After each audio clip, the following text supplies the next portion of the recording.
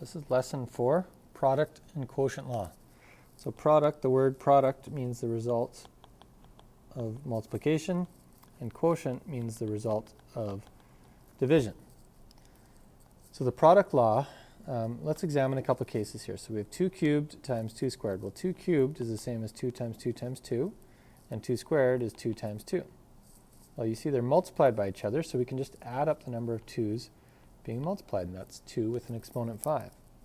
Now 3 to the exponent 3 is 3 times 3 times 3, and then we're going to multiply that by 3 times 3. Well, altogether we have 5 3's being multiplied. 8 cubed is 8 times 8 times 8, multiplied by another 8. Well, we just have 4 8's being multiplied, so that's 8 to the power of 4. Notice that the exponent in the answer is the sum. That means when you add the exponents in both cases. The base does not change. So 2 cubed times 2 squared is 2 to the power to the exponent 5, and then standard form is going to be 32. 3 cubed times 3 squared is 3 with an exponent of 5, which in standard form is 243.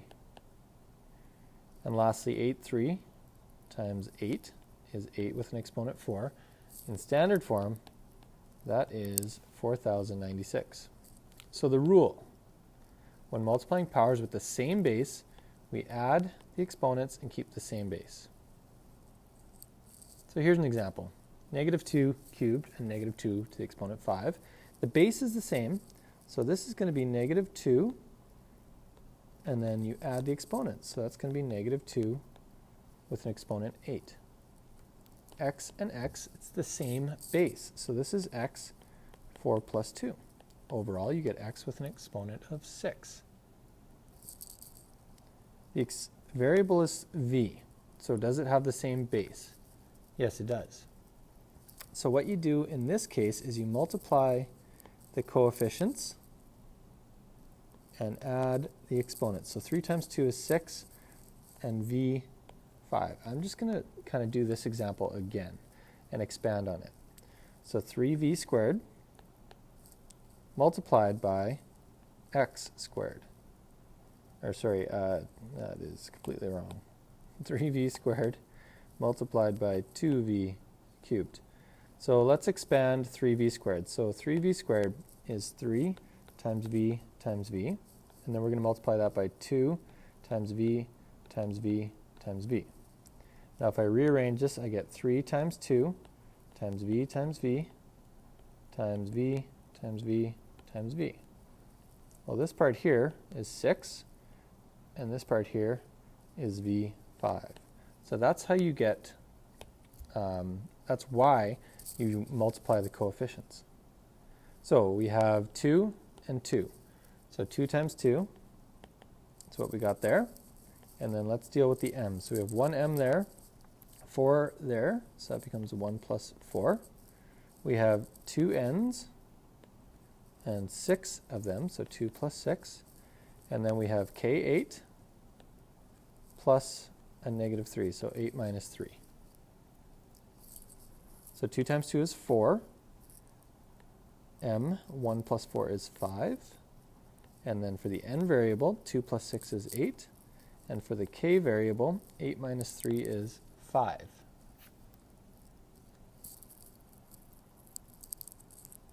Here we have the same base, 4, 4, and 4. So our base is 4, and then we add the exponents. So that becomes a plus b plus c. Same base, 2 is the base, so this becomes 2, and 2x plus z plus x plus 3z. So our base is still 2.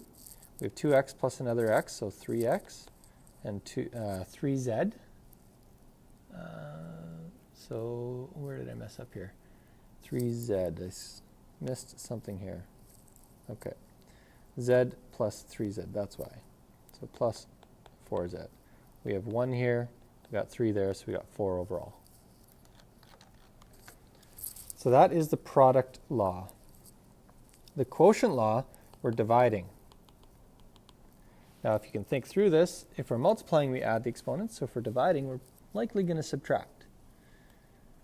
So let's write this out in factored form. So 10 times 10 times 10, that's 4, 5, 6. So 7 tens, and then 3 in the denominator. Well, anything divided by itself. So 10 divided by itself is 1. Okay? 20 divided by 20, still 1. 3 divided by 3, still 1. Negative 5 divided by negative 5, still 1. So what happens here is 10 and 10, that becomes 1 and 1. 10 divided by 10 becomes 1, and 10 divided by 10 becomes 1. So we end up on top here.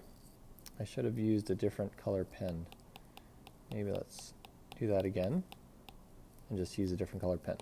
So 10 and 10, that makes 1 and 1. 10 and 10 make 1 and 1. And that 10 and that 10 become 1. So my numerator becomes 10 times 10 times 10 times 10, which is 10,000. Okay?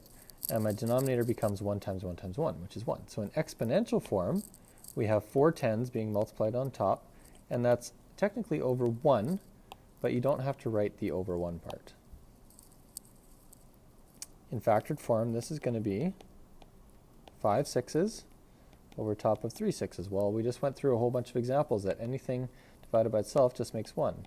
So all that becomes 1. So you end up with just 2 sixes on top, so 6 times 6, which is 6 squared.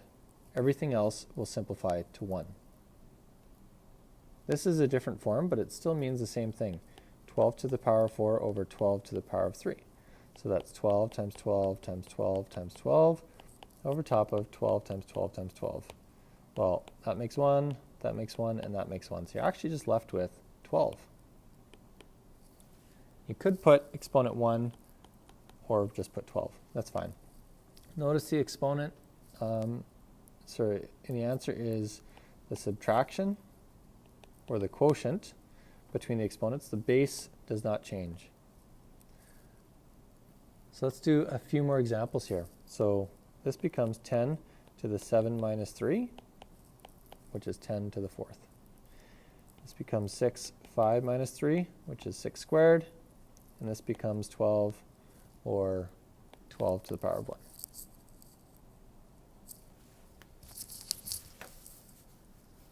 So the rule is, when dividing powers with the same base, we subtract the exponents and keep the same base. So this becomes 7 to the 5 minus 4, which is just 7. This is 12 with the 8 minus 6, which is 12 squared. This becomes 9. Now, careful of your negatives. So subtract a negative 4. Well, that becomes addition. So that's actually 9 to the positive 17. This is x 7 minus 4, which is cubed. Okay, we have to deal with this one first here.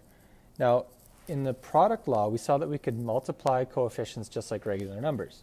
So in the quotient law, we're going to divide numbers just like we would any other time. So 6 over 2 becomes 3 over 1. Okay, so this equals 3y 4 minus a negative 3. So that's 3y7. Here we've got the quotient law, the product law, then the quotient law. So first off, we can do n 4 plus 8 because that's the product law, but then subtract 3 because that's the quotient law. So 4 plus 8 is 12 minus 3 leaves me with 9.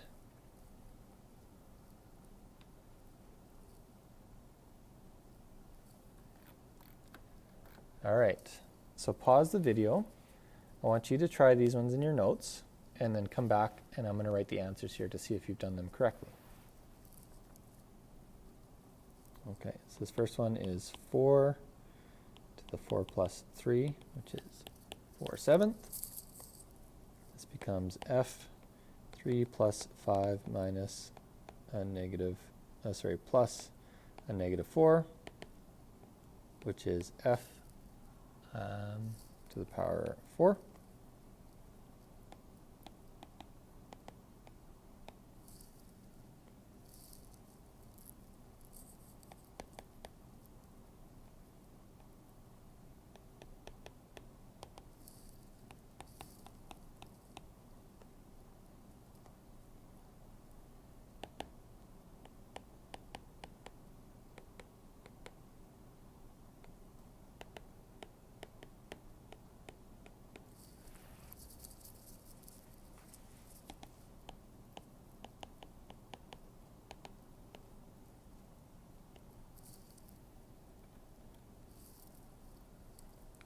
In this example, we have 1.2 as our base, which is fine. You still use that as your base, so we're going to go 1.2, and we go 5 plus 3, that's the product law, minus 1 for the quotient law. So we end up with 1.2 to the 7th, to the exponent 7. All right, what do we do here? Well, we can deal with the quotient law first. So if we simplify this, you get y to the 4 minus 2 multiplied by y to the 8 minus 3, which becomes y squared multiplied by y5, which in total is going to be y to the 2 plus 5, y7. Okay, if you kind of want to do it all in one step, you're going to go y4 plus 8 minus 2 minus 3, which gives us y7. All right, let's do a couple PAT questions here. So don't get scared by the negative 4. It's all the same base, so really you could just think of that as any base. All right, just happens to be negative 4. So on top we have the quotient law, or the product law, so we get negative 4 to the 2 plus 3 plus 4, and then the quotient law says we're going to subtract 6. So negative 4, 2 plus 3 is 5, plus 4 is 9, minus 6 is cubed. All right, so the answer is negative 4 cubed. An integer value on the sheet. So if this was a numerical response, you'd actually have to evaluate that. So negative 4 times negative 4 times negative 4 gives you negative 64, so you'd fill out negative 64. All right, which of the following statements is correct? All right, so we're adding them, but they've just added the exponents, but we're not multiplying here, okay? You see that this is being added, so that doesn't look quite right. Let's check this one and that one next. So they're multiplying, so that means you add the exponents, so that appears to be correct. They're dividing, so they're subtracting exponents. Well, that should be 4 to the 6 minus 3, which is 4 to the 3.